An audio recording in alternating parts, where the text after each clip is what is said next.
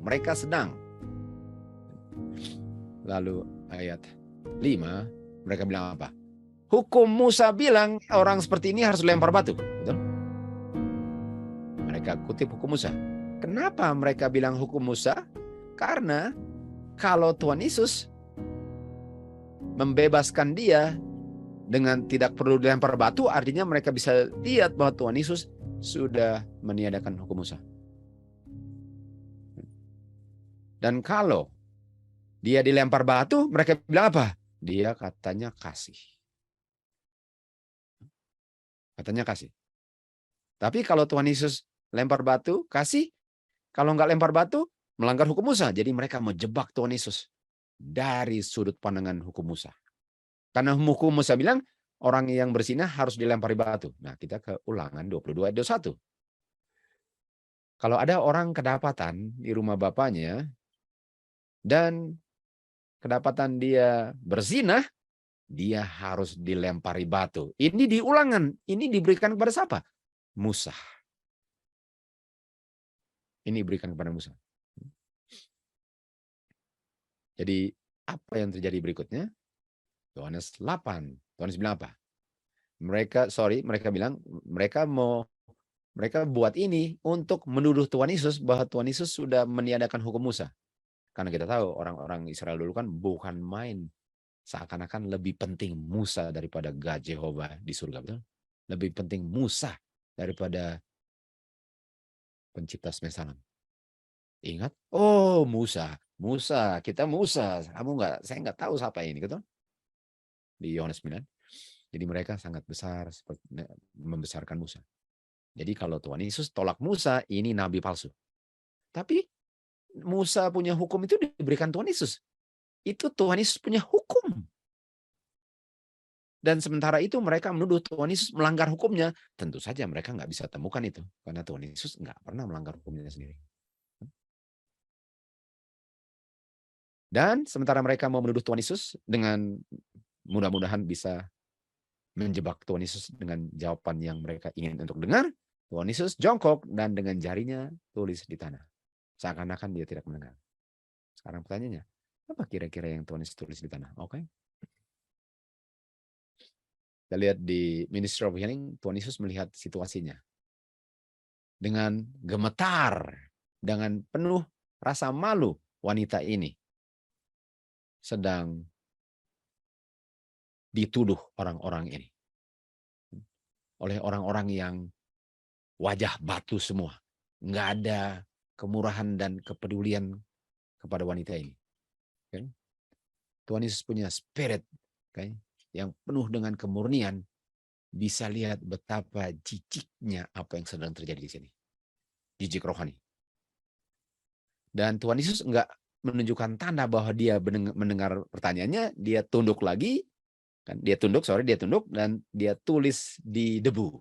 Ini seperti yang tadi kita baca di ayat 6 kan. Jadi Tuhan Yesus tulis tanah. Nah, apa yang dia tulis di tanah? Mengenai orang yang melacurkan diri sesuai dengan hukum Musa harus lempar batu. Matius 5 ayat 20 dikatakan, kecuali kamu punya righteousness, kecuali kamu punya glory, kecuali kamu punya penurutan hukum lebih dari penurutan orang-orang Farisi. Nah, ini orang-orang Farisi yang sedang menuduh. Lalu dikatakan, kecuali kamu punya penurutan hukum lebih dari orang Farisi, dan kita baca tadi kan, kecuali kamu punya penurutan sempurna, perfect, complete, fulfill, the end. Karena orang Farisi punya enggak. Kecuali kamu punya penurutan hukum lebih dari orang Farisi, kamu enggak akan masuk surga. Artinya kalau saya seperti orang Farisi, sangat setia menurut hukum, hilang saya. Tahu kenapa? Karena mereka punya kesetiaan itu akan terbongkar di sini. Okay? Mereka bilang mereka nggak pernah berdosanya, akan terbongkar di sini. Waktu Tuhan Yesus tulis kan, dan ini yang Tuhan Yesus tulis. Prinsip ini dia tulis. Dia bilang, dia nggak bilang ini, tapi ini prinsip yang ditulis. Kamu pernah dengar dulu, kamu jangan berzinah. Okay? Ini prinsipnya. Oke, ini wanita berzinah harus lempar batu. 10 hukum bilang apa? Ini kan 10 hukum. Jangan berzina. Ini 10 hukum bilang. Nah, ini yang orang Farisi bilang mereka menurut hukum. Kita nggak pernah berzina. Paling kurang kita nggak pernah kedapatan berzina lah ya. Lalu Tuhan Yesus bilang apa? Oke, itu righteousness. Oke, orang Farisi punya righteousness, mereka bilang nggak pernah berzina. Dan oke, memang nggak pernah kedapatan juga. Oke. Lalu Tuhan Yesus bilang apa? Barang siapa melihat kepada seorang wanita dan sudah menginginkannya, sudah berzina dalam hatinya. Oke. Kecuali kamu punya righteousness, kecuali kamu punya penurutan hukum melebihi orang Farisi yang sedang menuduh wanita berzina, kamu pun nggak akan masuk kerajaan surga. Dan Tuhan Yesus tulis prinsip ini. Artinya yang Tuhan tulis apa? Hukum Musa. Tuhan Yesus tulis di tanah hukum Musa. Yang banyak orang di akhir zaman sudah pakukan di kayu salib, betul? Artinya setelah kayu salib, boleh dong kita berzina dalam otak, betul? Yang penting jangan tidur dengan wanita itu. Bagaimana? Apakah itu orang-orang di akhir zaman bilang, hukum Musa sudah dipakukan? Boleh dong saya berzina, yang penting nggak ada yang tahu. Cuma di otak kok. Boleh dong berzina dengan lihat-lihat gambar aja, betul? Yang penting wanitanya nggak ada. Kamu nggak pernah bisa lihat saya dengan wanita kan? Iya, tapi Tuhan lihat wanitanya di otak kamu, bagaimana? Atau pria. Artinya, kalau kamu nggak berzina di otak kamu satu kali pun, barulah kamu punya penurutan hukum, fulfill, perfect, complete, the end. Kamulah yang masuk surga. Inilah prinsip yang ditulis di tanah. Jadi orang Farisi waktu mereka bilang, ayo, apakah dia perlu lempar batu? Musa bilang loh, Musa bilang, oke. Kalau Musa bilang, mari saya tulis apa yang Musa bilang. Prinsip Musa, saya tulis prinsip Musa. Kalau kamu melihat dan menginginkan, apa yang terjadi? Dan dengan tidak sabar, akan Tuhan Yesus punya seakan-akan nggak mau perhatikan, dan seakan-akan nggak peduli dengan tuduhan-tuduhan itu, kan? Tiba-tiba mereka punya mata melihat Tuhan Yesus yang sedang menulis di tanah. Dan waktu mereka melihat ke tanah di mana Tuhan Yesus punya jari sedang mengukir tulisan-tulisan, langsung berdiam dirilah suara yang bukan main ributnya. Di situ Tuhan Yesus menulis mereka punya pelanggaran hukum yang Tuhan Yesus bisa baca di dalam hati mereka, di dalam seluruh kehidupan mereka. Hukum Musa. Hukum Tuhan Yesus melalui Musa. Dan dia bangkit, dan dia lihat. Setelah dia tulis itu, setelah dia tulis perincian dosa yang diungkapkan pada Musa, yang menjelaskan 10 hukum. Dia bilang, oke, dia yang kamu, kalau ada yang nggak ada berdosa sini, silahkan lempar batu. Silahkan lempar batu. Oh, dia tulis lagi. Katakan, Tuhan Yesus tidak meniadakan hukum Musa. Tuhan Yesus tidak meniadakan hukum Musa. Nah, kenapa hukum Musa itu bisa membuat Tuhan Yesus dibunuh? Karena paling kurang orang Roma mempercayakan orang Yahudi memberi hak untuk melakukan hukum Musa. Jadi orang Yahudi bisa tuduh dia berdosa, lalu bawa ke pengadilan Roma, lalu mereka yang menjalankan penghakiman. Artinya, kalau Tuhan Yesus bilang, saya sudah tiadakan hukum Musa, mereka bisa bilang, sedangkan Roma aja percayakan kita hukum Musa. Dan kamu tidak, artinya kamu sudah berontak terhadap hukum Musa dan berontak terhadap Roma. Sekarang kita bisa gunakan kamu, Roma, untuk menyingkirkan kamu. Tapi nggak pernah bisa. Jadi waktu Tuhan Yesus tidak meniadakan hukum Musa, Tuhan Yesus malahan menjelaskan hukum Musa. Tuhan Yesus malahan fulfill 10 hukum dengan memberikan perincian 10 hukum melalui hukum Musa. Artinya hukum Musa itu fungsinya untuk menjelaskan 10 hukum yang orang berdosa sudah tidak mengerti lagi, khususnya di akhir zaman, di saat Tuhan Yesus sudah mau datang di awan-awan. Penuduh-penuduh ditaklukkan di tempat semua.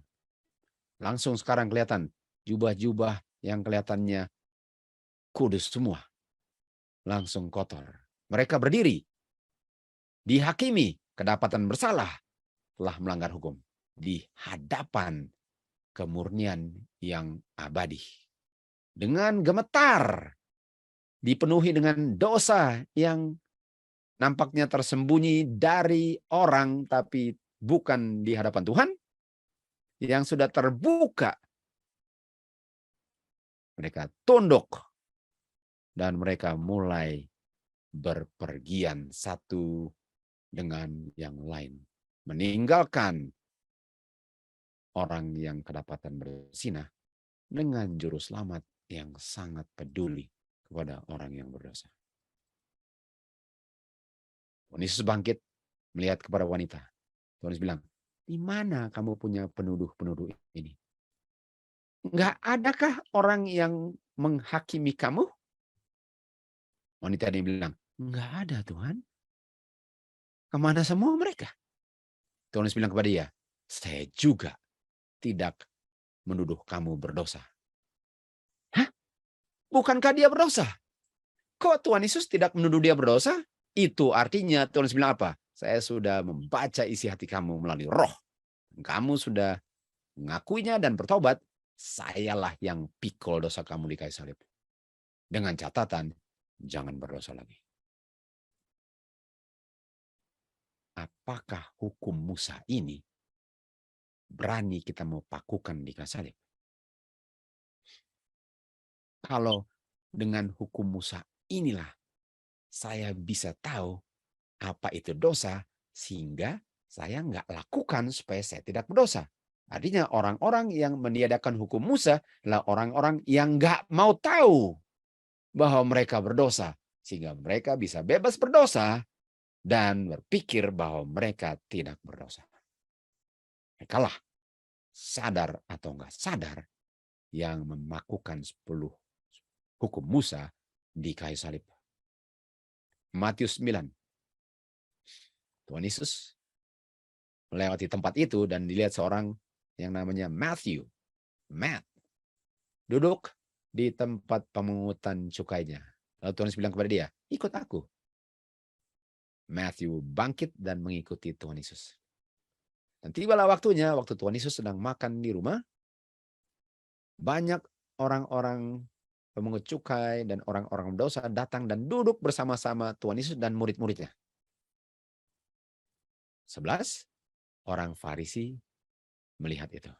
Mereka bilang kepada murid-muridnya, kenapa ini guru ini duduk dengan orang berdosa?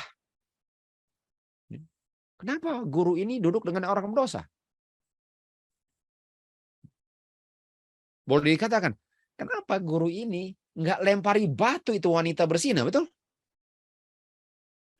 Kenapa guru ini nggak bilang, kapok kamu penuh dengan kusta?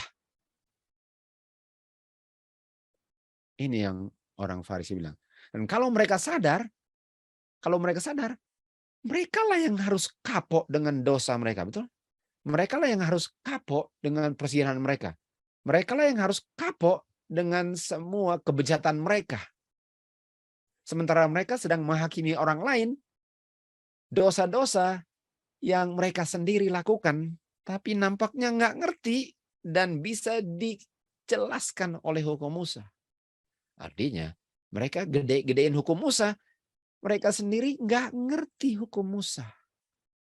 Jadi boleh dikatakan, mereka memakukan hukum Musa, padahal nggak ada yang dipakukan.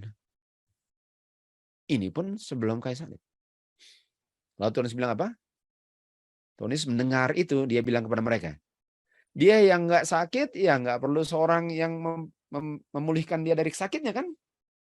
Tapi dia yang sakit membutuhkan orang yang bisa memulihkan dari sakitnya. Itu sebabnya saya duduk dengan mereka. Kamu nampaknya nggak sakit, makanya kamu nggak duduk dengan saya.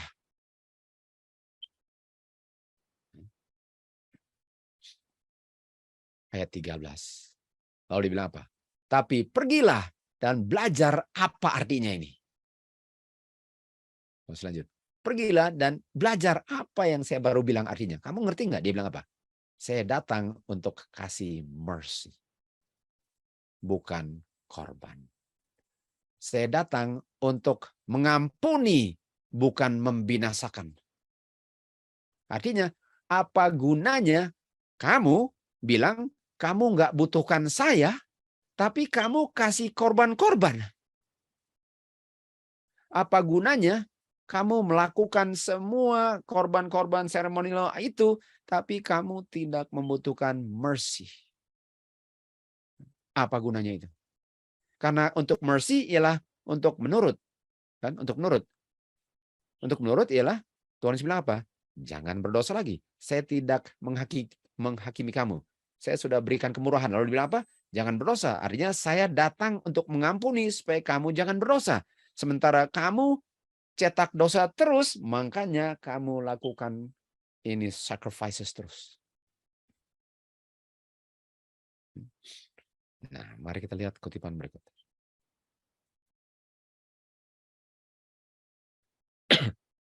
Oke, kita mau agak lama di sini. Karena umat Tuhan selalu melanggar 10 hukum, karena umat Tuhan selalu melanggar 10 hukum, 10 hukum diulang kembali di Sinai. Tunggu. Coba kita renungkan dulu. Kalau mereka melanggar 10 hukum, kenapa mau diberikan lagi kalau selalu mereka langgar? Kalau saya kasih air, lalu airnya dibuang, kenapa mau kasih air lagi? Tuh. Kalau saya salaman tangan, lalu dipukul tangan saya, kenapa mau salam lagi? Kalau mereka melanggar 10 hukum, kenapa mau kasih 10 hukum lagi? Tapi Tuhan Yesus bilang tadi kepada wanita kan, karena saya ada mercy, jadi waktu kamu berdosa, karena kamu berdosa, dia bilang apa? Saya mau mengampuni kamu, tapi jangan berdosa lagi. Yohanes 8:11. Jadi wanita yang kedapatan, bersinah. Pas dituduh, Tuhan bilang apa? Saya nggak mau tuduh dia, saya mau ambil dosa dia. Kalau dia mau mengakuinya. Jadi Tuhan Yesus datang untuk mengambil dosa dengan catatan orang itu mengakuinya, lalu apa? Jangan berdosa lagi. Semua orang Roma 3:23 sudah berdosa. Tuhan Yesus datang ini untuk bilang, oke, kalau kamu mengakui, berikan kepada saya, dan saya akan berikan kuasa kepada kamu untuk tidak berdosa lagi. Itu sebabnya Tuhan Yesus datang. Orang Farisi nampaknya tidak mengerti itu. Jadi karena umat Tuhan melanggar terus, hukum Tuhan diulang kembali, artinya untuk jangan berdosa lagi.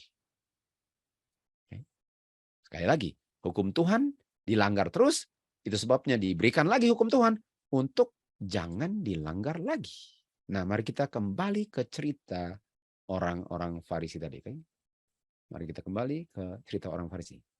Ini kan di sini dikatakan wanita ini kedapatan berzina, artinya dia melanggar hukum. Dia melanggar hukum. Lalu dibilang kasih tunjuk hukum Musa kan? Orang-orang Yahudi bilang, hukum Musa bilang. Padahal orang Yahudi nggak ngerti nampaknya apa hukum Musa. Kalaupun mereka mengerti, mereka nggak tahu bahwa Tuhan Yesus bukan main author daripada hukum Musanya. Jadi mereka mau jebak author daripada hukum Musanya. Ya. Artinya di sini wanita ini melanggar 10 hukum. Wanita ini melanggar 10 hukum. Dan waktu dia melanggar 10 hukum, Tuhan Yesus bilang apa? Tuhan Yesus kasih tunjuk ini kan. Kamu melanggar 10 hukum, lalu Tuhan Yesus kasih jelas. Supaya kamu jangan melanggar lagi. Jangan, ayat 28, jangan melanggar dalam pikiran kamu. Jadi walaupun saya tidak melakukan ayat 27, 10 hukum, bisa saja saya sedang melanggar ayat 28. Betul? Jadi orang Farisi boleh dikatakan, mereka bilang mereka tidak melanggar 10 hukum, sementara mereka sedang melanggar prinsip 10 hukum di ayat 28. Jadi bilanglah ini berlaku bagi wanita. Oke, kamu memang kedapatan berzina. Artinya kedapatan itu memang sedang melakukan perzinahan. Tapi waktu Tuhan Yesus bilang, jangan berdosa lagi. Ya.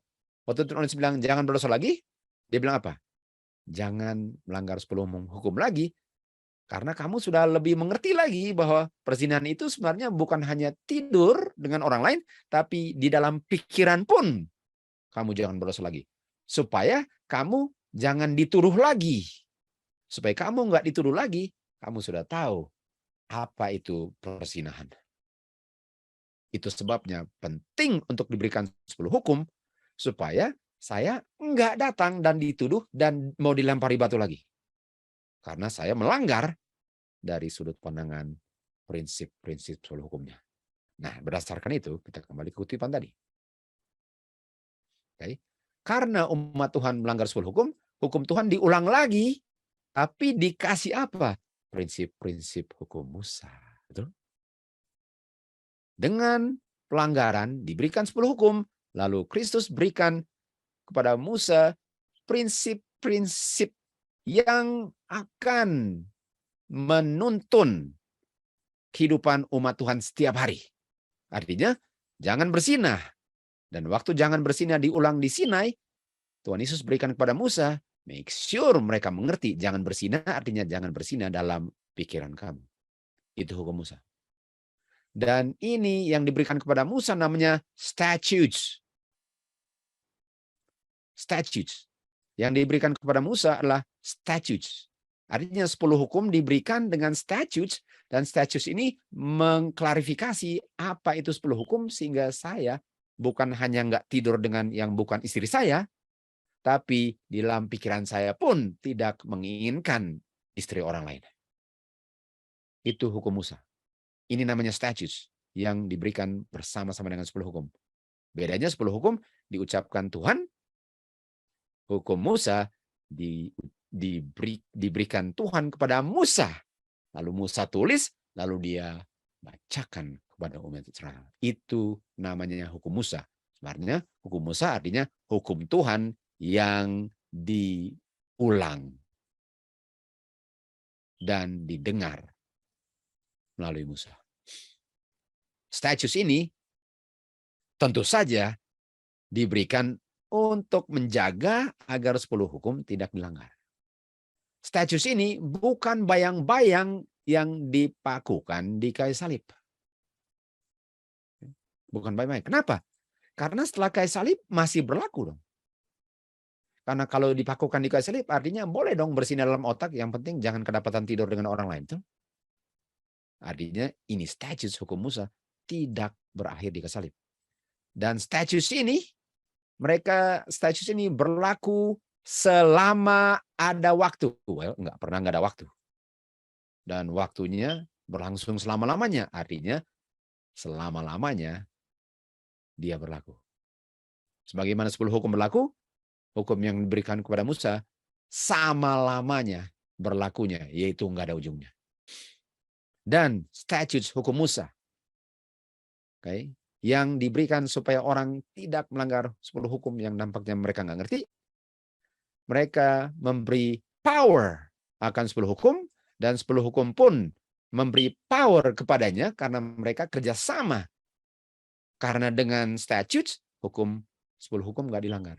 Dengan 10 hukum, statutes itu benar-benar menjelaskannya. Dan ini dia. Ini statutes hukum Musa. Mereka dengan jelas dan dengan sangat spesifik menjelaskan 10 hukum. Bukan kata kita baca bahwa bersinah 10 hukum dijelaskan oleh hukum Musa, itu artinya dalam otak kamu bersinah. Jadi hukum Musa nggak pernah bisa ditiadakan selama-lamanya. Sekali lagi, hukum Bapa. Hukum Bapa di dalam Kristus yang diberikan kepada Musa, ditulis oleh Musa, dibacakan oleh Musa, itu hukum Bapa, Jehovah God. Kapan bisa ditiadakan apa yang asalnya dari Bapa? Nggak pernah bisa. Okay? Jangan lupa, status ini untuk jaga 10 hukum. Mari kita lihat kutipan berikut. Bapa memberikan sangat jelas, ini diulang lagi ya. Bapa memberikan sangat jelas, clear dengan definitely, kan? Definite ini kan sama kan di atas ini. Pengetahuan akan kehendaknya kepada Israel, khususnya dalam precepts India. Ini preceptnya. Menunjukkan tugas manusia kepada Bapa dan tugas manusia kepada satu dan yang lain. Kalau kita tahu itu kutipan itu, kita punya hubungan dengan Bapa dengan satu dan yang lain itu bisa dibina waktu kita assemble dalam feast. Worship kepada Bapa sangat clearly defined. Artinya kita nggak bisa salah siapa yang kita perlu worship dan bagaimana kita worshipnya. Lalu dibilang apa? Special sistem rites dengan ceremonies di-establish. Yang akan memastikan umat Tuhan diingat antara umat Tuhan. Artinya, rites dengan ceremonial law itu dibuat supaya umat Tuhan ingat Bapa. Nah, sekarang saya mau tanya. Kalau rites dengan seremoni diberikan untuk ingat Bapa, kapan boleh lupa Bapa? Kapan boleh lupa Bapa? Dan kalau kalian bilang, itu dipakukan. Oke, artinya nggak boleh ingat Bapa lagi, betul? Nah, saya akan kasih tunjuk apa yang dipakukan nanti. Apa yang dipakukan. Dan rites and ceremony ini, precept, law of Moses, statutes, rites and ceremony, kan, binding forever, menjelaskan 10 hukum, membuat orang ingat Bapa. Oleh sebab itu, rites and ceremony diberikan untuk guard dan protect 10 hukum. Artinya, hukum Musa, statutes, rites and ceremony itu sama dengan 10 hukum. Yaitu dia malahan lebih menguraikan arti 10 hukum. Nah, kalian bilang, oh, tapi rites and ceremony sudah berakhir di salib. Jangan takut, ada jawabannya semua itu. Kalau belajar, nggak ada yang nggak perlu tahu. Yang nggak perlu tahu itu kalau nggak belajar. Artinya rites and ceremonies itu sama dengan hukum Musa, sama dengan statutes. Nggak ada bedanya. Dan itu tidak berakhir di kayu salib. Apa? Precepts-nya, prinsipnya. Prinsip daripada upacara-upacara yang di ujungnya kematian domba, prinsipnya berlaku walaupun membuatnya tidak lagi. Kita akan jelaskan nanti.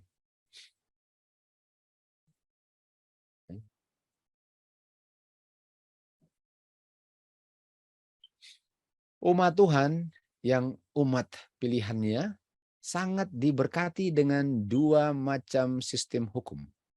Ada 2 macam sistem hukum. Umat Tuhan diberikan 2 macam sistem hukum. Yang satu namanya moral, yang satu namanya ceremonial. Yang satu menunjuk kepada ingatnya Bapa yang menciptakan bumi, ingat kan? 10 hukum. Yang berlaku selama-lamanya. Yang satu lagi diberikan karena melanggar 10 hukum. Tunggu, tadi dibilang apa? Law of Moses, statutes, ceremonies diberikan karena melanggar hukum. Untuk menjaga hukum, 10 hukum untuk tidak dilanggar. Jadi ini untuk membuat orang ingat, tapi yang mengingatkan hari Sabat perlu diingat apa? Ceremonial, rites, statutes, dengan law of Moses, itu yang membuat saya ingat untuk ingat hari Sabat. Yang satu lagi, yang seremonial, kita akan baca ya. Yang seremonial ini diberikan karena pelanggaran daripada 10 hukum. Karena melanggar 10 hukum diberikan. Lalu, ini dia. Sini ya, kita lihat sini. Penurutan ya, jadi harus ada penurutan. Tapi penurutan yang mana ini? Penurutan kepada yang mana kalau saya melakukan sacrifices dan offering, jadi kalau saya menurut membuat korban-korban dan persembahan yang adalah ceremonial and rites, kalau saya menurut dan melakukannya yang menunjukkan kepada kayu salib, artinya waktu saya perlu menurut ceremonial law, bukankah hukum Tuhan harus diobey? Hukum Tuhan harus diobey. Dikatakan, kalau kamu obey, kamu hidup. Kamu langgar, kamu mati. Artinya, kalau saya tidak mau bikin rites and ceremony sebelum kayu salib, saya melanggar 10 hukum. Karena itu rites dengan ceremony adalah upacara yang menjelaskan karakter 10 hukum. Karakter 10 hukum. Kita akan baca terus. Masing-masing jelas dan beda satu dengan lain. Sejak penciptaan, hukum moral, ini dia. Sejak penciptaan, 10 hukum adalah mengambil tempat yang sangat penting dalam rencana manusia diciptakan. Artinya tentu saja, 10 hukum itu penting, karena 10 hukum itulah yang kalau tidak dilanggar, orang itu hidupnya tanpa akhirnya. Artinya 10 hukum itu diberikan untuk orang hidup, karena kalau melanggar mati. Dan kalau menurut hidup. Dan dari mana saya tahu dia menurut? Ada 10 hukum. Artinya 10 hukum itu, the commandment was ordained to life. Roma 7:10 kalau nggak salah kan. Jadi hukum itu diberikan untuk kehidupan. Dan kalau saya menurut, saya apa? Hidup.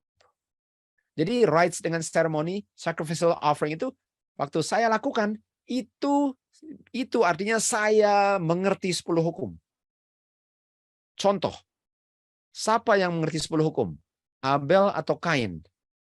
Abel. Dari mana saya tahu Abel mengerti 10 hukum? Bukankah dia bikin ceremonial law? Siapa yang tolak 10 hukum? Kain. Dari mana saya tahu Kain tolak 10 hukum? Dia nggak mau bikin ceremonial law. Siapa yang hilang? Kain. Kenapa?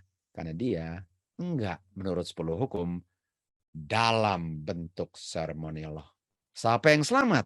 Abel. Kenapa? Karena dia menurut 10 hukum dengan melakukan ceremonial law. Ceremonial law ini, right ceremonial law, ceremonial law adalah jawaban, ceremonial law ini adalah jawaban daripada tujuan tertentu dalam rencana keselamatan manusia. Nah, kalau bicara tentang keselamatan, artinya kata keselamatan sama dengan enggak hilang, enggak binasa, enggak melanggar 10 hukum. Karena di Matius 1:21, orang yang selamat adalah orang yang dibebaskan dari pelanggaran hukum. 1 Yohanes 3:4 atau bebaskan dari dosa. Artinya rencana keselamatan ialah untuk orang menurut. Dan ceremonial law inilah untuk orang yang harusnya hilang, nggak perlu hilang dengan mereka menurut dan tidak melanggar. Artinya ceremonial law itulah pengungkapan penurutan 10 hukum. Dan sistem simbol sacrifice dengan offerings ini, sistem simbol dan sacrifice di-establish agar melalui perayaan-perayaan ini, waktu mereka melakukan ceremonial law, orang berdosa bisa melihat Tuhan Yesus sebagai pengganti, merciful, dan memenuhi tuntutan hukum yang harusnya saya yang penuhi. Saya yang penuhi. Sekarang saya tanya, apakah itu hanya berlaku di sebelum kayu salib? Setelah di kayu salib, saya nggak perlu bikin sesuatu yang mengingatkan Tuhan Yesus punya kayu salib. Betul, kita nggak bunuh domba lagi. Betul. Seremonial itu bunuh domba betul, tapi prinsip seremonialnya berjalan terus tanpa ada bunuh dombanya. Karena yang dipakukan di salib bukan prinsip seremonialnya, ceremonial law, bukan hukum Musa, bukan statutes, bukan judgment. Yang dipakukan cuma kematian. Kata kematian, kata dosa, cuma itu yang dipakukan. Ceremonial law-nya jalan terus tanpa menjalankan ceremonial law dalam bentuk sesuatu yang mengingatkan kematian Tuhan Yesus tanpa ada kematian. Ceremonial law ini dibuat supaya saya bisa menghargai Tuhan Yesus punya kematian. Sebelum kayu salib dan setelah kayu salib. Jadi sekali lagi, ceremonial law itu dilakukan, tapi prinsip yang penting. Karena prinsipnya masih dijalankan setelah kayu salib, walaupun acara susunan yang sangat detail itu nggak dilakukan lagi. Tapi prinsipnya ceremonial law masih berlaku. Karena di mana atau kapan saya tidak perlu melihat korban Tuhan Yesus yang sangat berharga bagi kehidupan manusia. Tapi orang-orang Yahudi sangat dibutakan dengan kesombongan dan dosa mereka. Mereka nggak bisa lihat Tuhan Yesus waktu mereka korbankan domba. Waktu mereka korbankan domba, mereka nggak bisa lihat kayu salib. Waktu Kristus yang dilambangkan persembahan-persembahan datang, mereka tolak dia. Lalu dikatakan, ceremonial law ini, hukum Musa, itu glorious. Nah, kalau kita ke Roma 3 ayat 23 dikatakan, semua orang telah berdosa dan come short of the glory. Glory adalah karakter Bapa. Ceremonial law itu mengungkapkan karakter Bapa. Glory adalah image. Glory adalah karakter Bapa. Glory itu diungkapkan di dalam 10 hukum. Dan 10 hukum itu dijelaskan oleh ceremonial law, statutes, hukum-hukum Musa. Sacrifice offering itu menjelaskan the love daripada kasih Bapa yang diungkapkan dalam hukum-hukum ini. Glorious. Okay. Nah, kalau ceremonial law itu glorious, artinya ceremonial law itu enggak ada dosanya. Karena yang enggak glory itu dosa. Jadi ceremonial law itu kehidupan untuk melakukan itu untuk tidak berdosa. Untuk tidak berdosa. Nah, saya tahu di ujungnya ada kematian. Karena memang harus ada yang mati. Dan kematian itulah ceremonial law itu diberikan untuk orang yang hidup untuk menghargai kematian. Dan kematiannya harus terjadi karena kematian itulah kenapa saya berterima kasih untuk ada ceremonial law, kenapa saya bisa hidup. Dan itu diberikan melalui Tuhan Yesus waktu dia di Sakaria 6 ayat 13 counsel dengan Bapaknya untuk menolong dalam keselamatan atau ketidakbinasaan atau ketidakberdosaan. Artinya ceremonial law ini untuk orang tidak berdosa. Adam melihat ceremonial law waktu dia bunuh domba sebagai penderitaan hasil dosa Adam terhadap hukum Bapa. Artinya Adam sudah melihat kayu salib melalui domba-domba yang harus mati. Musa sudah melihat kayu salib melalui domba-domba. Abraham sudah melihat kayu salib melalui domba-domba. Makanya Tuhan bilang kepada orang-orang Farisi, kenapa kamu membunuh saya? Musa nggak membunuh saya, dia sudah lihat saya. Dia sudah lihat saya. Artinya waktu dia kasih korban, Musa sudah bisa lihat. Adam sudah bisa lihat. Abraham sudah bisa lihat kayu salib. Dan makanya mereka dengan setia melakukan ceremonial law, karena itulah pengungkapan hukum Tuhan punya kebaikan sehingga saya tidak binasa. Itu Yohanes 3:16. Dan itu diganti dengan kenyataannya Tuhan Yesus mati kayu salib. Artinya ceremonial law itu adalah kayu salib sebelum kayu salib. Yohanes 3:16 ialah kayu salib sebelum kayu salib. Dan yang ditiadakan hanyalah kematian. hanyalah catatan hutang, hanyalah dosa. Selain itu, prinsipnya selama-lamanya berjalan untuk selama-lamanya tanpa ada ujungnya.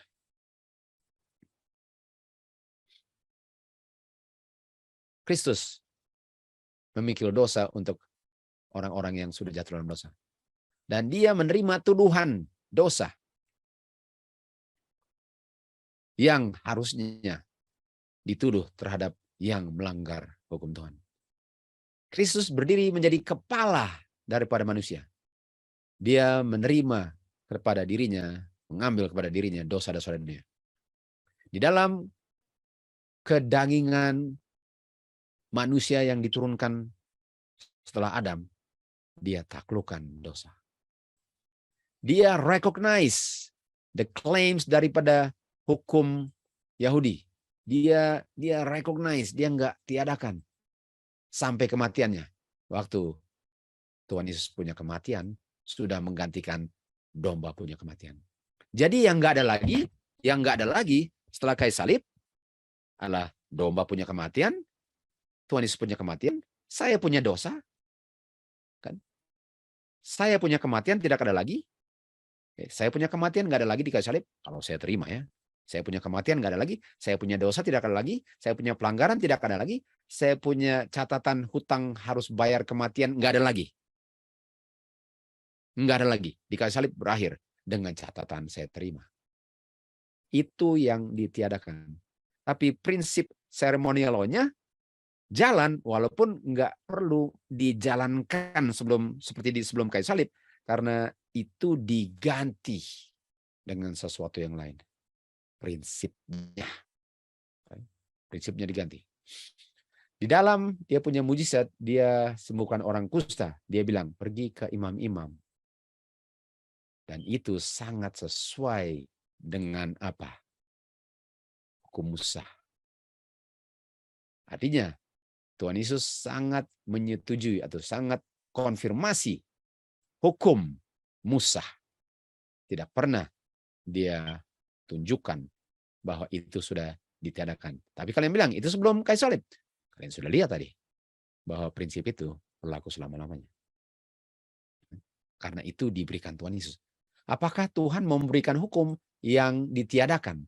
Apakah ada hukum yang dari sumber kehidupan? Apakah ada yang keluar dari sumber kehidupan yang ada kematiannya? Enggak. Kematian itu hasil saya punya pelanggaran. Apakah ada hukum yang keluar dari kehidupan yang bisa ditiadakan? Enggak. Yang ditiadakan adalah dosanya, kematiannya, catatan hutangnya. Bukan hukumnya. Bukan hukumnya. Orang-orang yang mengaku pelajar-pelajar Alkitab bisa menghargai more fully, lebih jelas lagi. Orang-orang Israel kuno punya pengertian-pengertian tentang ceremonial ordinances. Kalau kita belajar Alkitab, kita bisa menghargai ceremonial law yang dituntut untuk dijalankan.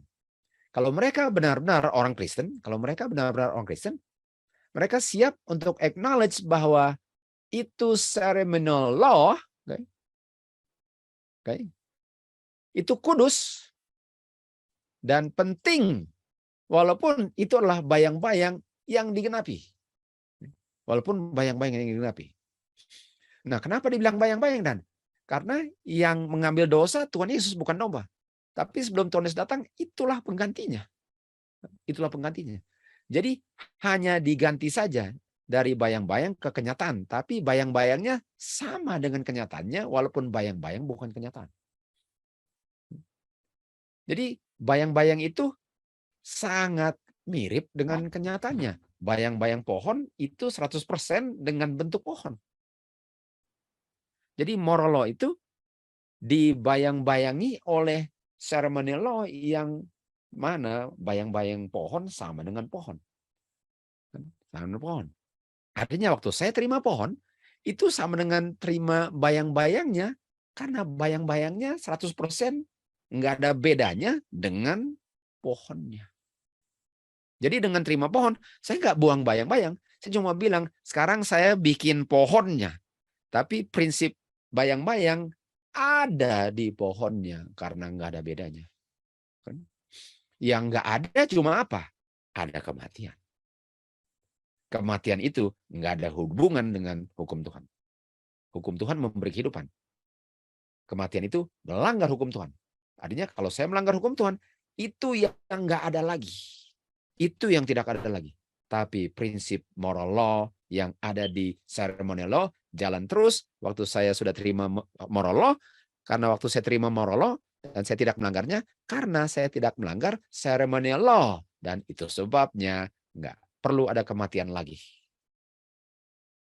Kematian itu nanti 1000 tahun kemudian akan diberikan kepada yang melanggar 10 hukum dan melanggar statutes, ceremonial law, law of Moses. Kematian Tuhan Yesus memberikan orang-orang Kristen pengetahuan yang benar mengenai sistem daripada seremoni ini. Moses nggak bikin hukum. Kalau dibilang ini Musa punya hukum, Musa nggak pernah bikin hukum. Tuhan yang berikan kepada Musa statutes dengan tuntutan-tuntutan untuk bisa hidup tidak berdosa dalam kehidupan umat Tuhan hari demi hari. Orang-orang Kristen membuat satu kesalahan yang sangat mengerikan dengan bilang bahwa hukum Musa ini, hukum Musa itu nggak baik. Di mana hukum Tuhan nggak baik? Hukum Musa itu hukum Tuhan. Di mana saya bilang, itu dipakukan, itu nggak baik. Di mana hukum Tuhan perlu dipakukan? Di mana? Kalau law of Moses itu untuk tidak melanggar 10 hukum, kapan saya mau pakukan yang menolong saya tidak melanggar hukum? Dan mereka bilang apa? Ini beda dengan Injil dan misi Kristus datang ke dunia ini. Seakan-akan mereka bilang hukum Musa bermusuhan dengan 10 hukum.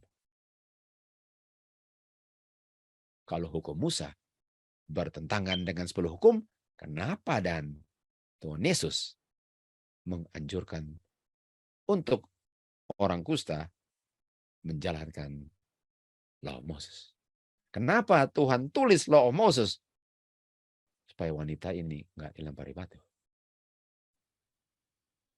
Jadi orang-orang Kristen dari zaman, mereka bilang, ini dipakukan semua. Kayu salib, buang semua. Dengan mereka buang semua ini, mereka tidak sadar. Mereka sedang buang 10 hukum.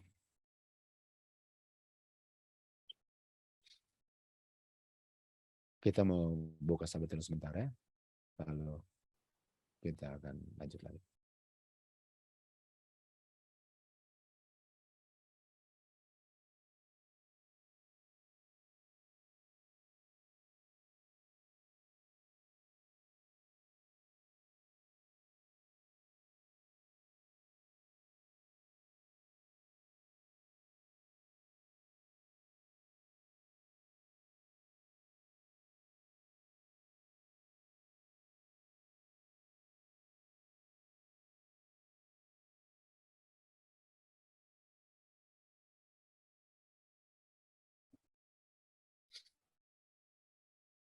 Oke, kita lanjut lagi.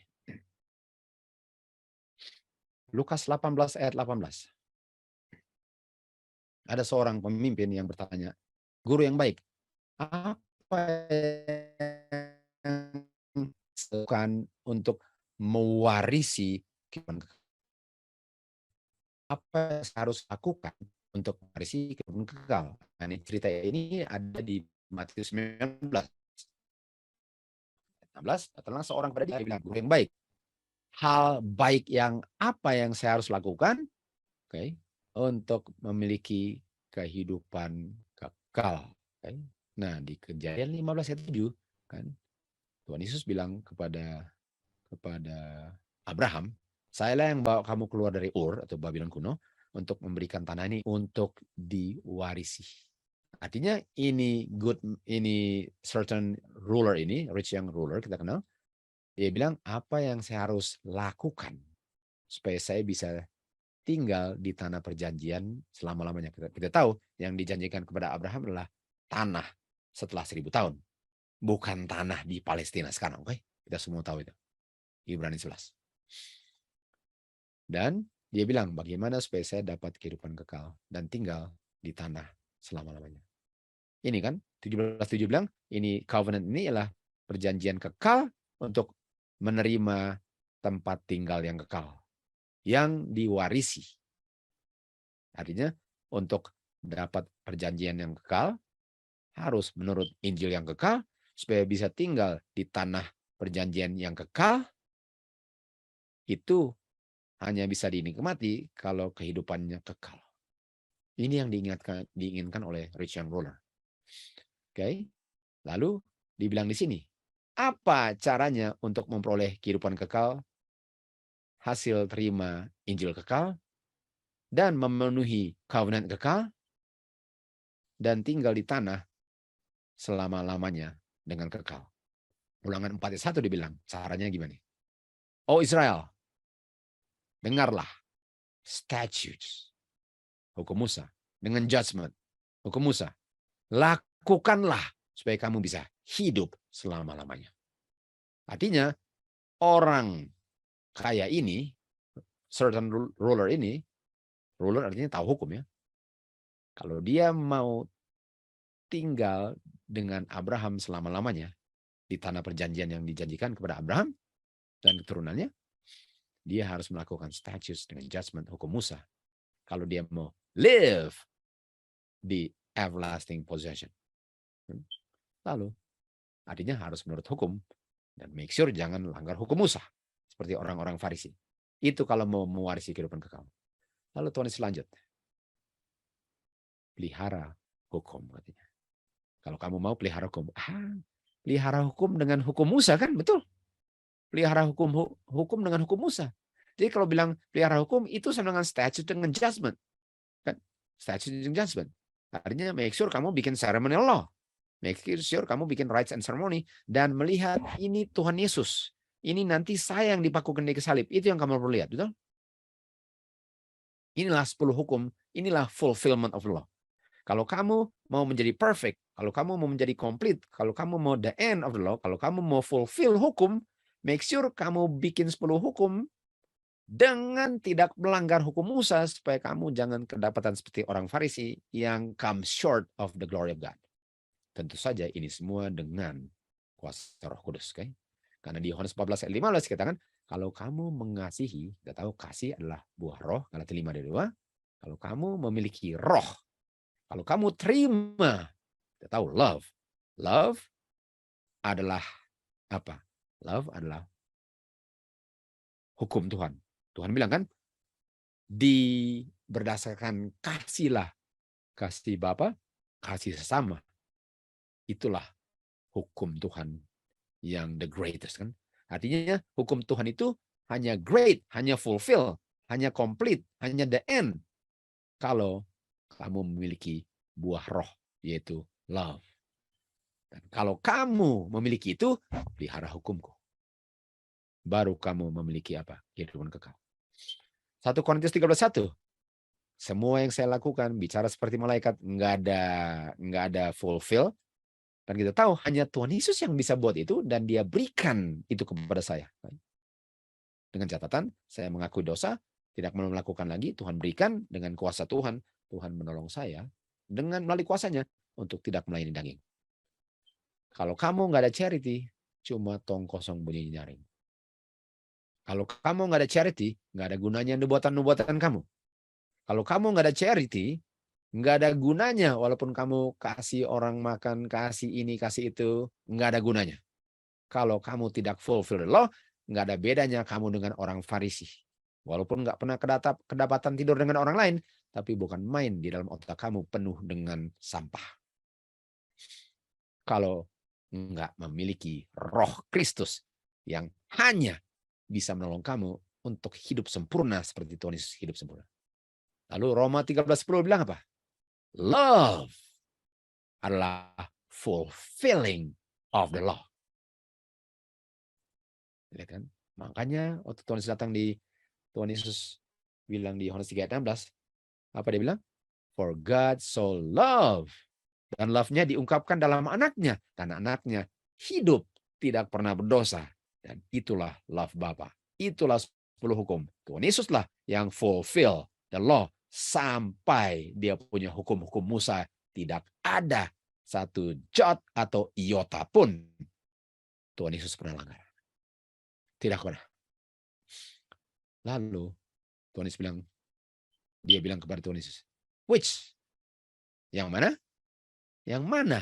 Dia bilang, yang hukum yang mana katanya kan? Jadi dia bilang, peliharalah hukum. Make sure ada love. Make sure kamu memiliki the end of law. Make sure jangan kayak orang-orang Farisi. Tapi exceed, melebihi orang Farisi. Dia bilang, yang mana Tuhan? Yang mana guru? Yang mana? Hukum yang mana? Dia bilang, yang mana? Hukum yang mana? Terus bilang apa? Jangan bunuh. Hukum. Jangan berzina. Jangan mencuri. Jangan bicara yang bohong tentang orang lain. Jangan bilang yang enggak terjadi, lalu kamu bilang itu terjadi. Saksi dusta. Hormati bapak dan ibumu. Lalu kamu akan mengasihi sesama sebagaimana engkau mengasihi dirimu. Lalu ayat 20 dia bilang, oh semua saya sudah bikin. Tunggu. Maksudnya semua sudah bikin. Saya sudah bikin semuanya. Saya sudah bikin semuanya. Sama dengan orang Farisi kan. Karena sudah bikin semuanya, mantap sekali kan. Lemparin batu orang ini, betul? Saya sudah bikin semuanya. Lalu Tuhan bilang apa? Kalau kamu mau menjadi perfect. Jadi Tuhan bilang, oke, kamu sudah bikin semuanya. Oke, kamu sudah tidak bersinah. Kamu sudah tidak bersinah dalam otak nggak? Kamu nggak bunuh. Oke, kamu sudah, nanti kita akan baca apa artinya membunuh. Untuk mencuri. Tahu nggak, kita bisa mencuri dengan kita mengaku orang Kristen, tapi karakternya seperti setan. Itu mencuri karakter nama baik Tuhan. Untuk bohongilah, saya pengikut Kristus. Kok karakternya bukan seperti Kristus? Saya sudah saksi dusta. Kalau saya bilang saya orang Kristen, lalu saya punya kehidupan melanggar hukum, saya telah saksi dusta, telah mencuri kemuliaan Tuhan. Dan kalau saya dalam otak saya bersinah tapi nggak pernah kedapatan dengan wanita, saya telah bersinah. Tuhan bilang, kalau kamu mau perfect, kalau kamu mau benar-benar menurut 10 hukum dengan catatan semua hukum Musa kamu ngerti dan dengan kuasa Tuhan kamu tidak lakukannya, barulah datang dan ikut saya. Apa complete? Apa artinya kata perfect? Apa? Complete. Dan ingat kan tadi? Complete. Complete ini sama dengan apa? Tuhan Yesus fulfill. Nah, mari kita lihat di sini. Dan di sini dibilang 5046 ya, dan 5046 adalah complete. Tapi di sini ada juga 5056, asal usul daripada 5046, 5056. Dan 5056 apa? The end of the commandment is charity, love. The end sama dengan apa? Kalau bilang the end of the law adalah righteousness. Artinya, Tuhan datang untuk buat apa? The end, complete, perfect, fulfill. Tuhan Yesus datang untuk tunjukkan kalau menurut hukum ini. Jangan hanya bilang-bilang nggak bersinah, padahal dalam otak bersinah. Jangan bilang kamu nggak membunuh, padahal kamu sedang membunuh dengan kamu membenci orang tanpa alasan. Jangan bilang kamu nggak bohong, sementara kamu bohong karena kamu bilang kamu pengikut Kristus, tapi karakternya nggak ada beda dengan setan. Itu namanya complete. Kalau kamu mau sempurna, bikin semua itu. Ini dia. Jadi, apakah untuk komplit harus jangan tiadakan hukum Musa? Apakah bisa tiadakan hukum Musa, lalu saya memperoleh kehidupan kekal atau mewarisi kehidupan kekal kalau saya pikir saya nggak berdosa, padahal bukan main percetakan dosanya non-stop 24 jam. Terus lagi, Matius 5 ayat 20. Kecuali kamu punya penurutan hukum melebihi orang Farisi, kamu nggak akan masuk surga. Kecuali kamu punya righteousness, adalah perfect, complete, charity, the end, kamu nggak akan masuk surga sama-sama dengan orang Farisi yang nggak bertobat. Ini dia bilang, kamu nggak boleh membunuh. Kan Tuhan Yesus bilang, jangan membunuh. Saya katakan, kamu nggak boleh membunuh. Lalu bilang ini yang dijelaskan oleh statutes. Kalau kamu marah pada saudaramu tanpa alasan, kamu sudah membunuh. Lalu ayat berikutnya, jangan bersinah. Sudah baca tadi kan? Kalau kamu melihat wanita dan menginginkannya, kamu sudah bersinah. Apa? Ingat hukum Musa dengan statutes-nya, dengan judgments-nya. Ingat hukum Musa. Dan sampai di akhir zaman, sebelum Tuhan Yesus datang, akan mengingatkan umat Tuhan akan hukum Musa. Jawabannya, orang-orang yang memiliki roh dengan powernya Elia lah yang akan mengabarkan ini untuk mengingatkan umat Tuhan bahwa Tuhan Yesus sudah mau datang. Jangan kedapatan seperti orang Farisi. Pikir nggak berdosa, padahal percetakan dosa. Buku Maliaki dikatakan, saya akan kirim Elia. Dan Elia inilah karakter daripada pekerjaan Elia akan dilakukan. Mereka yang mempersiapkan kedatangan Tuhan Yesus kedua kali diwakili oleh Elia yang setia. Dan apa yang Elia akhir zaman setia lakukan? Mereka bilang apa? Ingat hukum Musa. Jangan berdosa. Ingat hukum Musa. Apa Elia akhir zaman bilang? Jangan pakukan hukum Musa. Jangan buang rites and ceremony punya prinsip setelah kayu salib. Yang dipakukan adalah kematian, dosa, dan catatan hutang. Rites and ceremony-nya walaupun tidak dilakukan, tapi dilakukan dalam bentuk yang lain prinsipnya. Jangan dipakukan itu. Karena tadi dikatakan bahwa statutes, ceremony law itu tidak pernah berakhir. Itu untuk menjaga supaya umat Tuhan tidak melanggar 10 hukum. Dan inilah pekabaran Elia untuk mengingatkan umat Tuhan untuk jangan injak-injak 10 hukum dengan membuang hukum apa Jehovah God yang diberikan melalui Musa. Tuhan Yesus sudah datang. Imamat 23 ayat 1. Jehovah God melalui Tuhan Yesus bicara kepada Musa. Artinya kalau bicara kepada Musa, yang Musa bicarakan adalah hukum Musa. Musa bilang apa? Inilah feast Jehovah God. Ini adalah Jehovah God punya feast. Dan yang pertama, ayat 3 dibilang apa? Hari Sabat, hari ke-7 itu feast pertama. Orang-orang yang berbakti hari Sabat di hari zaman nggak tahu bahwa hari Sabat itu feast. Lalu bilang feast sudah dipakukan, sementara mereka merayakan hari Sabat. Apa bedanya dengan orang Yahudi? Melakukan ceremonial law, tapi tolak Tuhan Yesus. Apa gunanya berbakti hari Sabat, tapi tolak 10 hukum? Karena tolak ceremonial law, karena tolak statutes dengan judgment, saya tolak 10 hukum. Apa gunanya hari Sabatnya? Kalau orang-orang Yahudi yang dengan setia hari Sabat masuk sinagog lah yang pakukan Tuhan Yesus. Apa bedanya? Lihat sini. Waktu bilang ingat hari Sabat, dikatakan di sini ya. Waktu orang-orang dengan sangat berhati-hati mencari dan menggali untuk lihat persis kapan sih mulai hari Sabatnya? Kapan sih mulai hari Sabatnya? Lalu dikatakan apa? Bapa telah membuat hari Sabatnya untuk bumi yang bulat ini. Excuse me. Bumi ini nggak ceper, oke? Bumi ini bulat.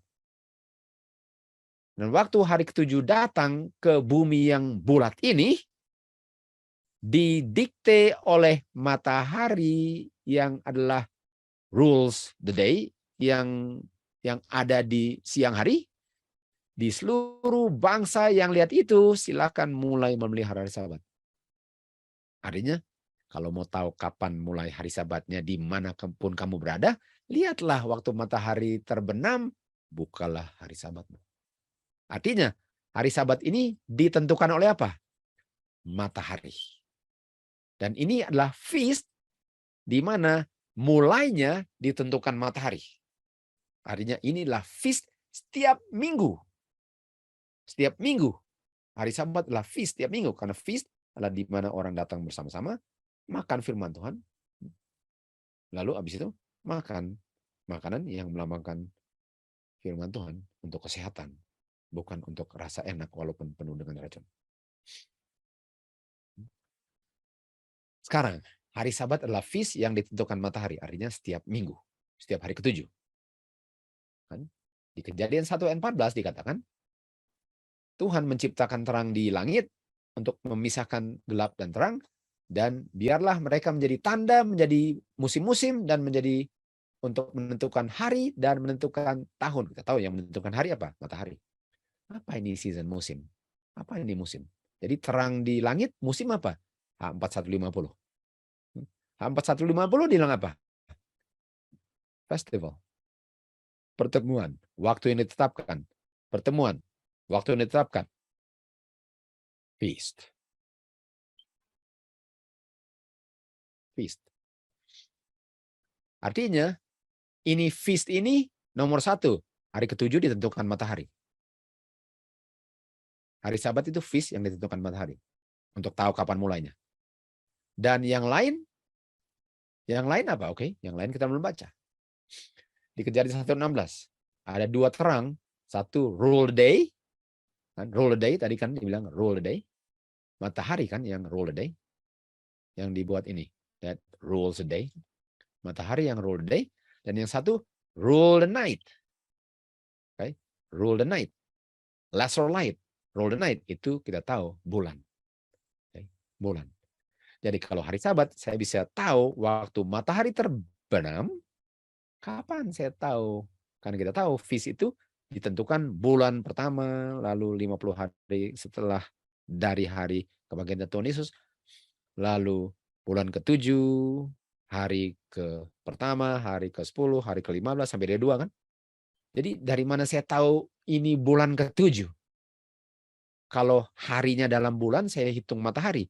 Dari mana saya tahu mulai bulannya? Nah, kalau kata ini bulan apa? Nah, kalau ini bulan apa, yang tentukan apa dan? Ya bulan lah. Namanya aja bulan, artinya ditentukan bulan, betul? Oke. Artinya apa? Ayat 4. Inilah feast 4150. Pertemuan kudus yang kamu akan proklaim di musim-musimnya. Dan musim apa? Feast 4150. Mazmur 104:19 dibilang apa? Dia telah menetapkan bulan sebagai penentu kamu punya feast musiman. Sementara Tuhan telah menetapkan matahari sebagai penentu feast mingguan. Ini dia. Okay. Dan apa hubungannya dengan Law of Moses ini? Nomor 1, diberikannya melalui Moses. Apakah ini statutes? Oke, kita baca terus. Jadi kita tahu feast-nya adalah apa? Passover, unleavened bread, first fruit, wave seed, first fruit Pentecost, blowing trumpets, Day of Atonement, Feast of Tabernacle. Okay? Lalu Imamat 17 ayat 7. Dia bilang apa? Ini feast ini adalah apa? Statutes. Berapa lama statutes-nya? Forever. 23:14. Ini semua adalah statutes. Berapa lama? Forever. Ayat 21. Ini adalah statutes. Berapa lama? Forever. Ayat 31. Ini adalah statutes. Berapa lama? Forever.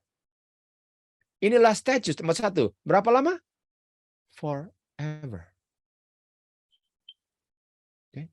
Artinya, di dunia baru, apakah kita masih melakukan feast yang ditentukan bulan? Nah, orang bilang, nggak ada bulan lagi. Iya, itu di kota Bapa. Tolong belajar Alkitab dulu, please. Kota Bapa. Buktinya Enoh pergi ke bumi yang ada 7 bulan. Jadi kalau kalian bilang nggak ada bulan lagi, jawabannya nggak ada bulan. Bagaimana nggak ada bulan? Kalau Enoh kunjungi bumi yang ada 7 bulannya dan nggak ada dosa di sana. nggak ada bulan, nggak ada matahari itu di kota Bapa, karena Bapa lah terangnya. Tapi kalau kita pergi dari tempat itu dan kita ke bumi masing-masing, ada bulan, ada matahari, karena kita masih merayakan feast selama-lama-lama-lamanya. Kita ulang lagi.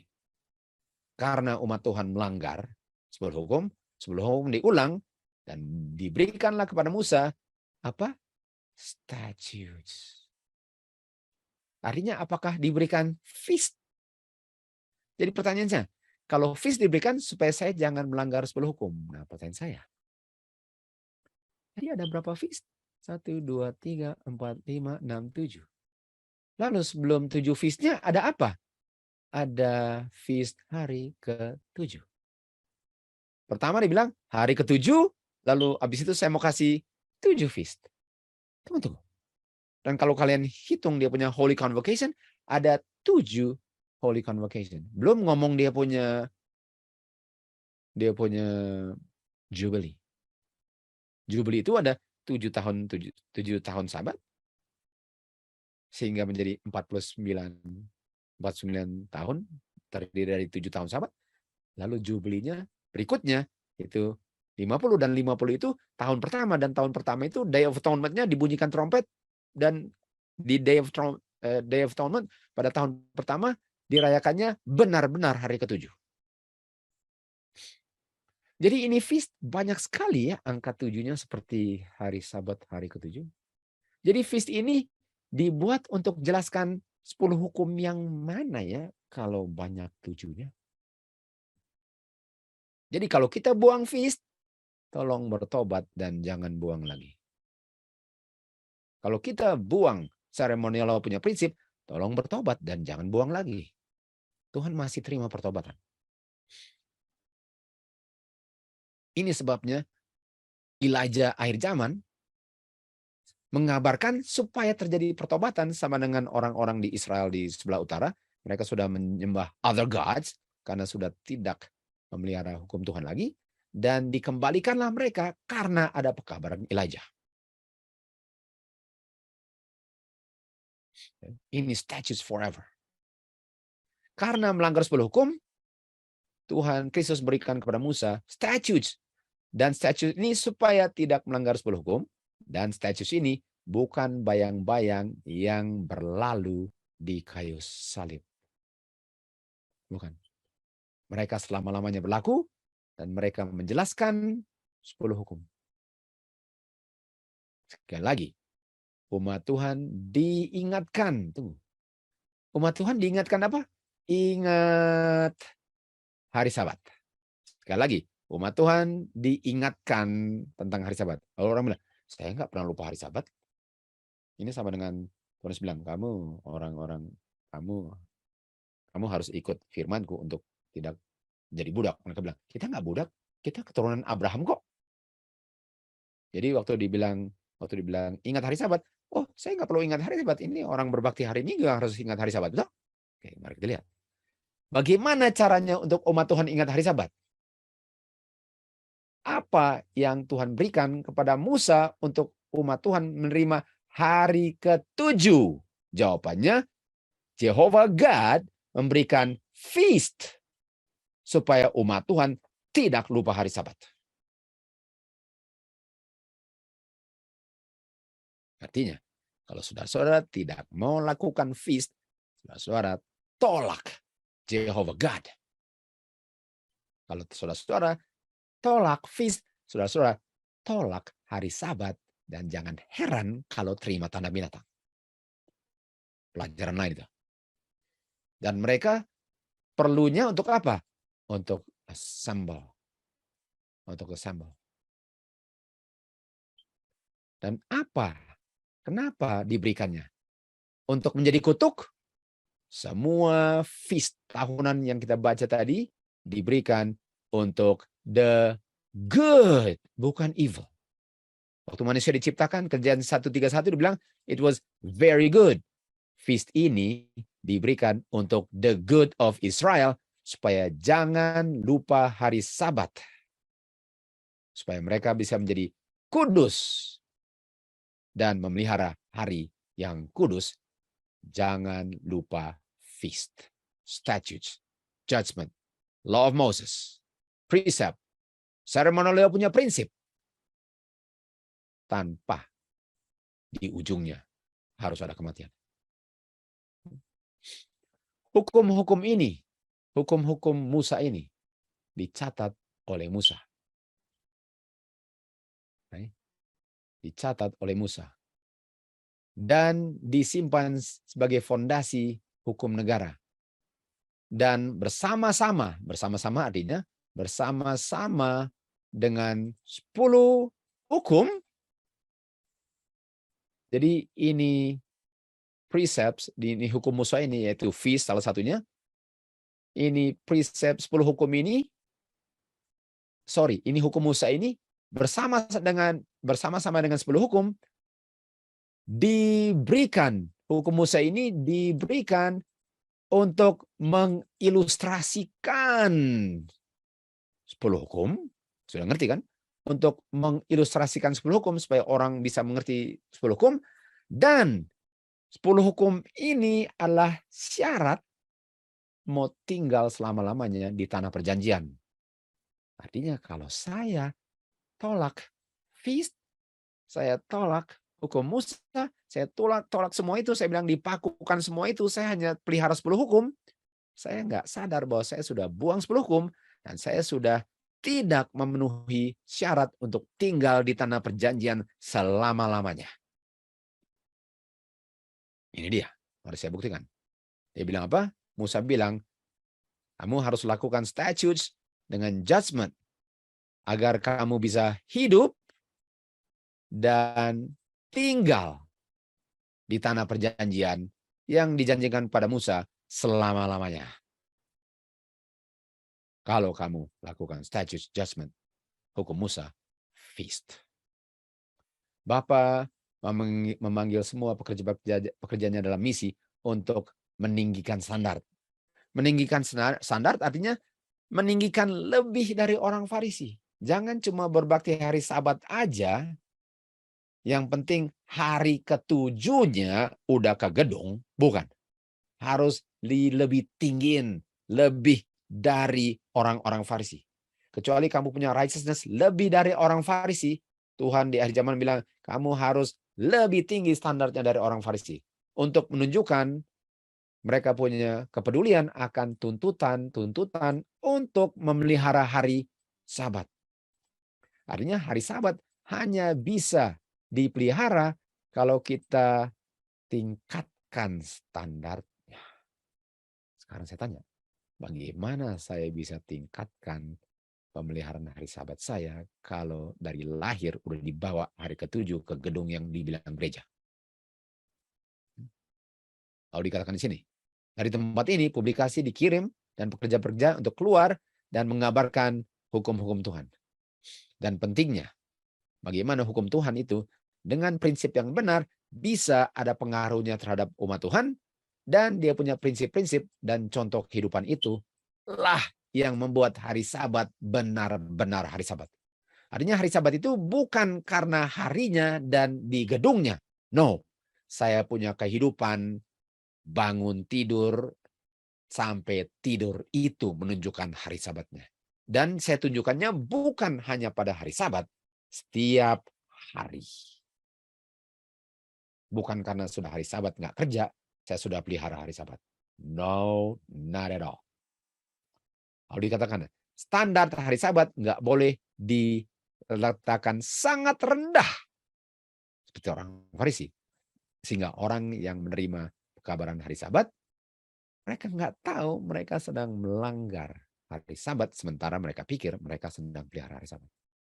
Lebih baik, jauh lebih baik orang-orang ini nggak pernah dengar kebenaran dan masih dalam kegelapan sampai yang mengabarkan hari Sabat bisa menghidupkan hari Sabatnya setiap nafas kehidupan mereka. Sampai mereka punya righteousness melebihi righteousness daripada orang-orang Farisi.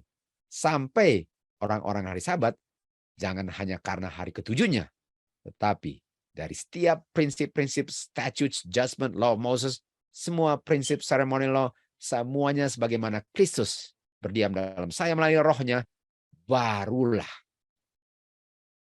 pekabaran itu akan mereka terima dalam kepenuhannya, komplitnya, perfectionnya. Ada orang-orang yang melihat orang-orang ini, apa sih pengaruh yang mempengaruhi mereka dari pekabaran yang mereka kabarkan? Apakah yang mereka kabarkan mereka hidupkan? Orang-orang dunia lebih bijaksana dari anak-anak umat Tuhan di akhir zaman. Sementara kita menuntut mereka memelihara hari Sabat, mereka lihat. Mereka lihat. Yang mereka lihat ini, apakah dalam kehidupan hari-hari mereka hidupkan prinsip yang mereka bilang hari Sabat ini?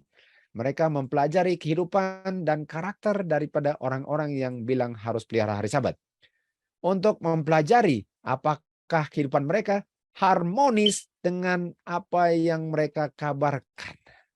Dan mereka punya pendapat didikte dari pengamatan mereka, dan itulah yang akan menentukan mereka mau terima pekabaran ini atau tidak. Ini dia. Artinya kalau kita punya hari Sabat cuma yang penting hari ketujuh, nggak ada gunanya orang terima hari Sabat pekabaran kita kalau kita sendiri sedang menginjak-injaknya. Karena orang umat Tuhan nggak ngerti prinsip hukum Tuhan, mereka buang statutes, judgment, law of Moses, sehingga mereka nggak tahu mereka sedang berdosa di hari Sabat. Sementara orang Yahudi sedang menjaga kekudusan hari Sabat, mereka bilang kita harus cepat tinggalkan kayu salib, sudah mau masuk hari Sabat. Sementara mereka baru pakukan Tuhan Yesus, mereka bilang kita harus jaga kekudusan hari Sabat. Sementara mereka jaga kudusan hari Sabat, mereka bilang Tuhan Yesus punya pekerjaan menyembuhkan orang buta adalah pekerjaan setan. Sementara hari Sabat, mereka rencanakan bunuh Tuhan Yesus, tapi mereka sedang pelihara hari Sabat. Apakah itu yang dunia sedang haus dan lapar untuk tunggu-tunggu dan belum pernah lihat? No, itu mereka sudah lihat. Yang mereka mau lihat, apakah umat Tuhan sudah memenuhi the end of the law, the righteousness of the law. Itu hanya bisa kalau kita melihat semua hukum Tuhan dan merenungkannya, menghidupkannya, membicarakannya dalam assemble, kita saling menguatkan satu dengan yang lain dengan kuasa Roh Kudus. Itulah yang dunia sedang tunggu-tunggu. Dan di saat dunia lihat itu, kita lihat apa yang akan terjadi nanti.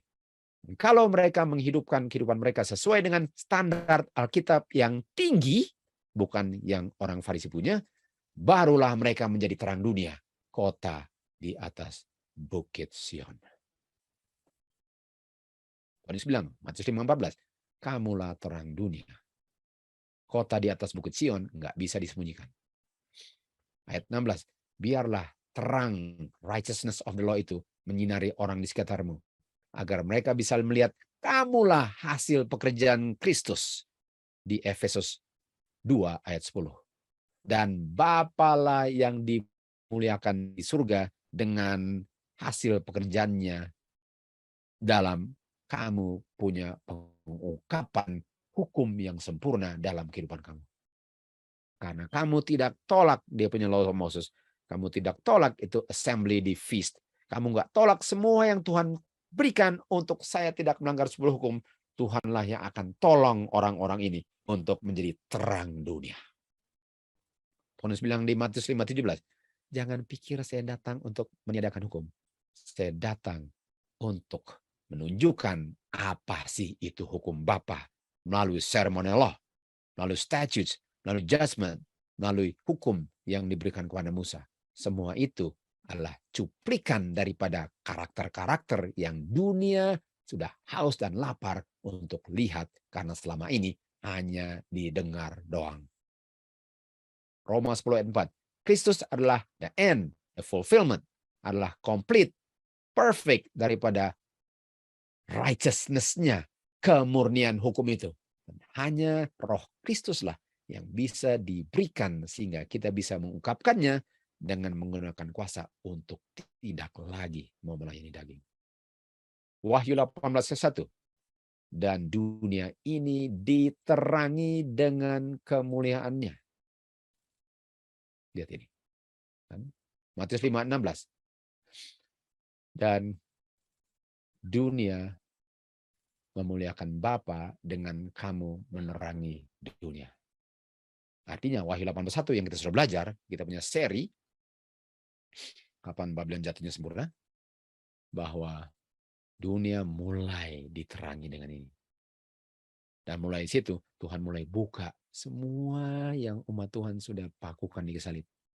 Statutes, judgment, dia punya law of Moses, dia punya glory, righteousness, satu persatu dia buka. Dan kalau kita nggak tolak, tambah lama tambah terang. Tuhan sedang buka pelan-pelan. Karena kita tahu ini adalah terang yang akan swell untuk menjadi loud cry of the third angel. Orang-orang yang sudah dipenuhi benar-benar hanyalah orang-orang yang bisa terima hukum Musa tidak dipakukan. Seremonial punya prinsip masih jalan. Kematian yang dia tiadakan, prinsip seremonialnya dijalankan terus dalam bentuk meat and drink. Karena meat and drink itu mengingatkan, commemorative, artinya mengingatkan kematian Tuhan Yesus. Sementara seremonial menunjuk akan kematian Tuhan Yesus, meat and drink mengingatkan ke belakang kematian Tuhan Yesus. Seremonial menunjuk ke depan kayu salib, meat and drink menunjuk ke belakang kayu salib. Apa bedanya? Bedanya di sebelum kayu salib harus ada kematian karena Tuhan sebelum. Setelah kayu salib nggak perlu kematian karena Tuhan Yesus sudah mati. Prinsipnya jalan yang ditiadakan kematian, dosa, catatan hutang. Kalau kita terima itu, kita akan menerangi dunia dengan yang Tuhan sudah janjikan. Wahyu 18 ayat 2. Dan orang-orang yang sudah terima ini, apa mereka bilang?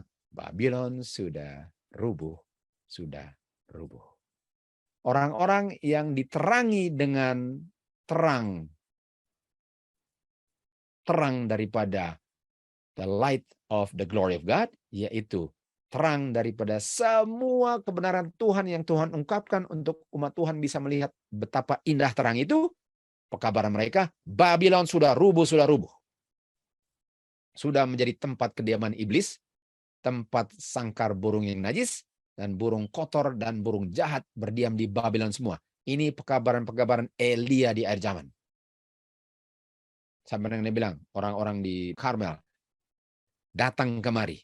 Datang dan lihat saya perbaiki mezbah ini. Dengan datang mereka harus tinggalkan mezbah Baal. Keluar dari penyembahan other gods itu. Keluar dari penyembahan misteri Babylon. Ada 3 bapa, kalau cuma 1. Kalau dikatakan apa? Semua bangsa telah dimabukkan dengan doktrin-doktrin palsu hasil percabulan gereja dengan dunia. Lalu ayat 4. Apa ini bilang? Keluarlah umat Tuhan. Ini dikatakan oleh orang-orang yang mengerti law of Moses. Yang mengerti feast itu untuk kita tidak berdosa. Dan Tuhanlah yang akan bekerja. Bukan usaha manusia untuk tinggalkan dosa.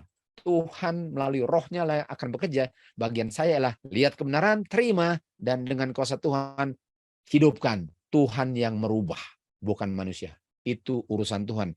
Yang penting kita tahu benar, kita lakukan. Keluarlah umat Tuhan dari Babylon. Lalu waktu panggilan keluar umat Tuhan dari Babylon, apa berikutnya?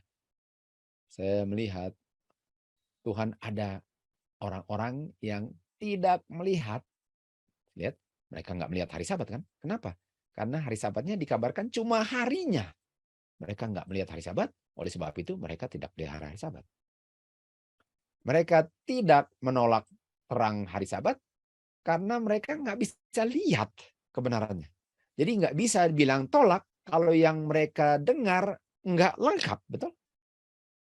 Pada saat mulai troublous time of trouble, dan ini adalah time of trouble sebelum 12:1, umat Tuhan dipenuhi dengan Roh Kudus. Dan mulai mengabarkan apa? Mereka mulai mengabarkan apa? Hari Sabat. Tunggu. Bukankah selama ini sudah mengkabarkan hari Sabat?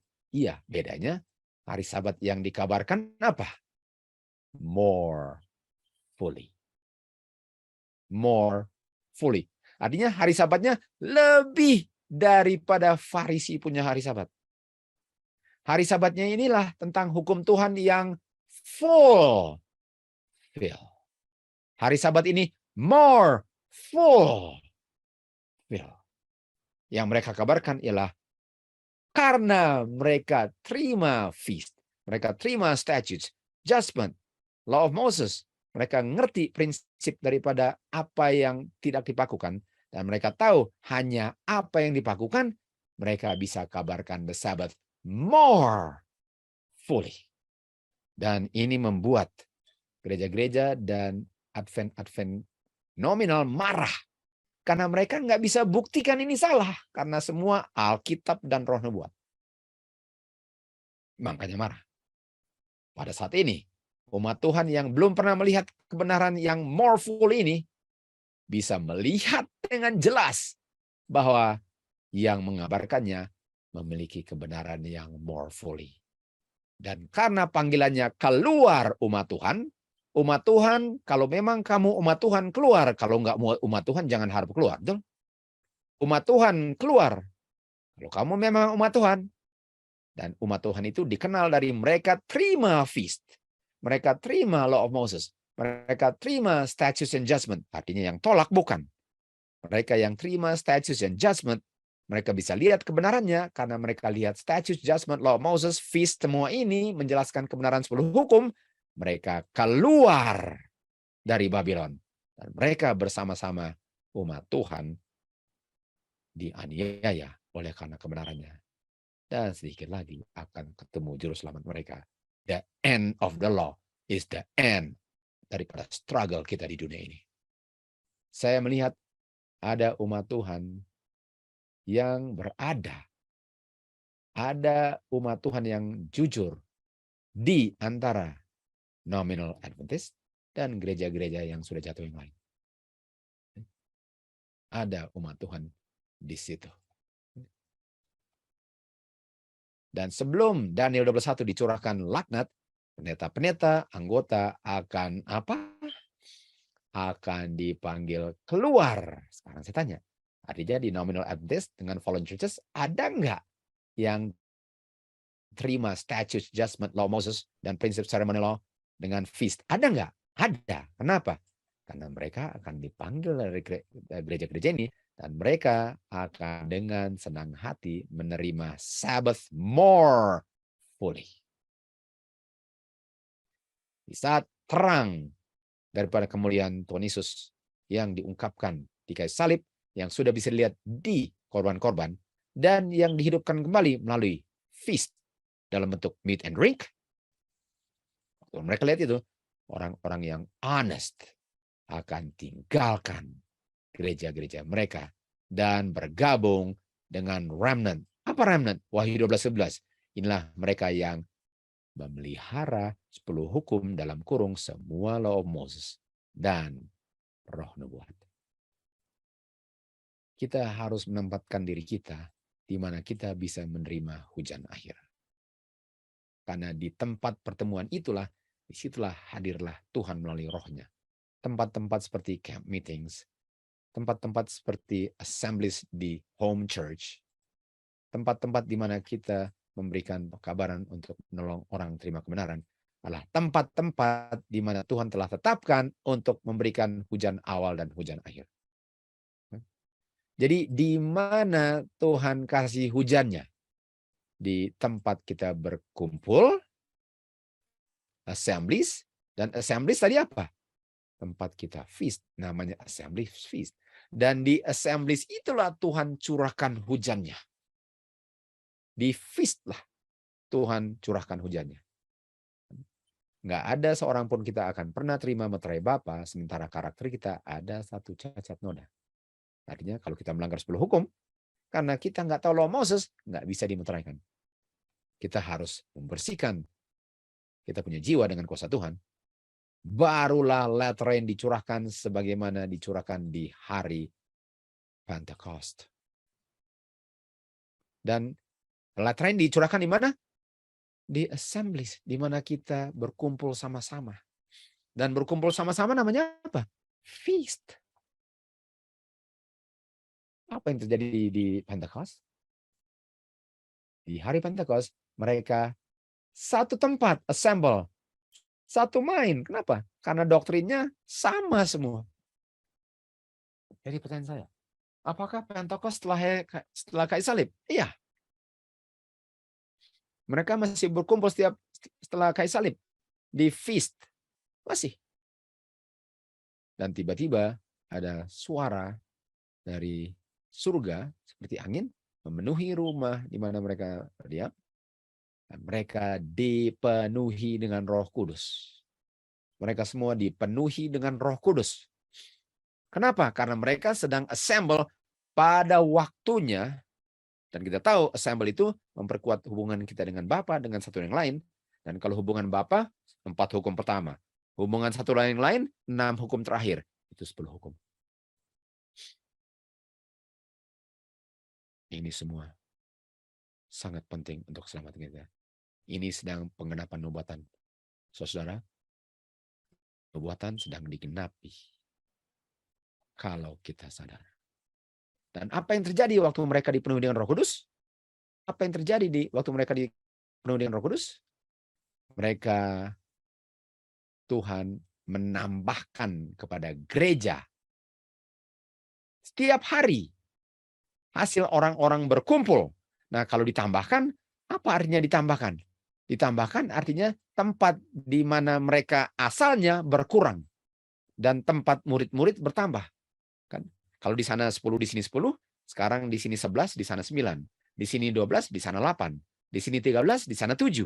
Artinya, setelah umat Tuhan gather together, assemble together, feast together, mengerti law Moses, memelihara statutes and judgment,